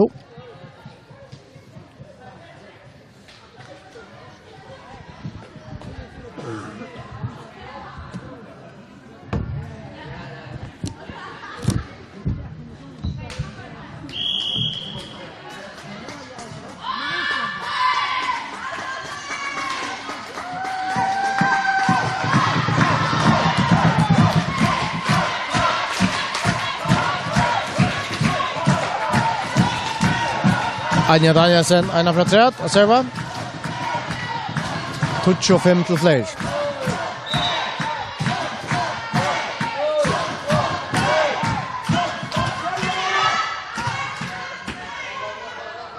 Bakkersla sender handabolten i rum. Anna Sara Skalom. Hausen bolten för ut. Drotter vinner rätta stiga, 6-2.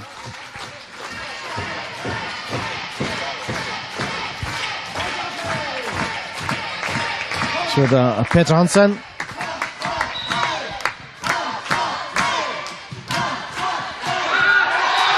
Och där läser han skarpt. Det blir flera hållna. Halda bollen för ut, men det gör han inte. Hälsar inne.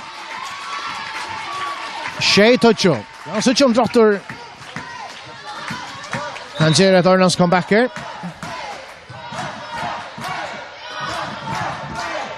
Anja Danielsen via nedkanten.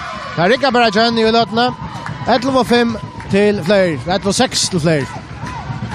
Och det var 11-6 nu är som du gör vet jag 11-6 då.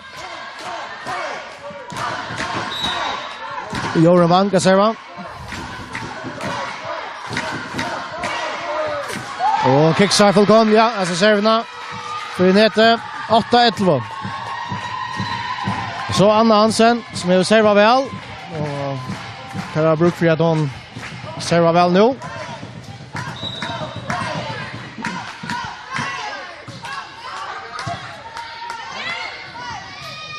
Magnus Jakobsen, en god smash. Väl till mot Anna Hansen nästan. Ska nu räkna för chat Anna Sara Skalom. få affären av oss ner, och kan så. Anja Danielsen, lite från vid Blaston, Helga Nordendal är klar här. Anna Hansen kommer här. Han har blockat och han är går och fler teker att stiga här. Och där är 8, 12-8. 3 steg från 6-0.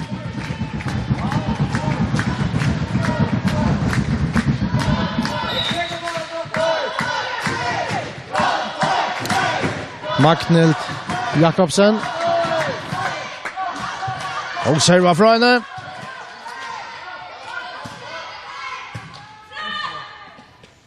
Richard Branna Söra Skolom. Han har där Lise Charlotte. Helga Nordendal slår han, men det är väl inte mot Kristino Knudsen, så Anja Danielsen. Och en affär är outcher online-boll för fler. Jag vill ha just där allar flest då. Och jag som 15 och outcher under sett någon. Och så blir det Magnhild Jakobsen. Och serva för fler. Där nu 8, 13-8.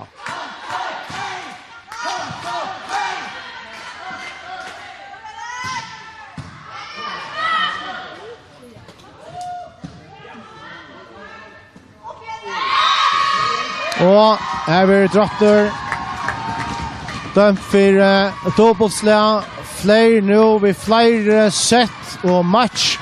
Bolton 8, 14-8. Det är framvis att Arbeid ska just lay upp. Jag kan se om det klarar det. Magnhild Jakobsen servar. Så Drotter. Helga Nordendal. Magnhild, och han för nätet. Drotter lever framvis. Nuccio Fjörstam.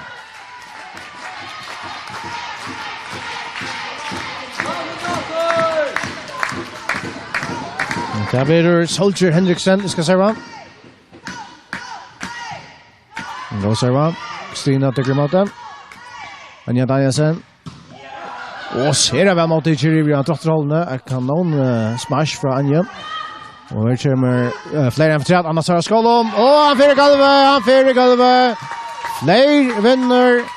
3-2 vinner 15 och är outgörande sättet. 15 Nuccio och här blir det här vi. Första lie och i sån landskapingar är någon som klarar att vinna av 8 linon Drotte som annars är suveränt att göra till av 6 systrar. Ja, men här är kändades någon ett nästa fler att kappa dem. Sätter slutna fotbollshållare fler blir ju öliga väl vann störst i första sättet 25-9. Så vann Drotter 2 år, 25-21, 25-20.